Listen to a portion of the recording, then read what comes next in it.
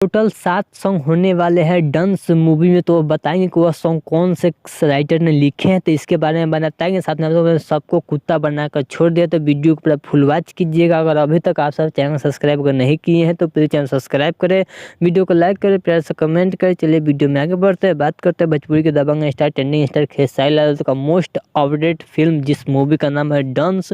इस मूवी को आप सबके बीच 7 फरवरी से रिलीज करना है। इस मूवी में आप सबको टोटल 7 सॉन्ग सुनने को मिलेंगे, जिसमें से 6 सॉन्ग कृष्णा बेदर्दी लिखे, जिसका खुलासा कृष्णा बेदर्दी अपने एक इंटरव्यू के दौरान दिया है, जो कि पिंटू भाई ने इंटरव्यू लिए हैं, उसी पे खुलासा किया कि डंस मूवी में 7 गाना है टोटल, उसमें 6 गाना कृष्णा बेदर्दी का लिखा हुआ है, जो कि काफ़ी अच्छा, जो कृष्णा बेदर्दी राइटर है, जो काफ़ी अच्छा सॉन्ग लिखते हैं।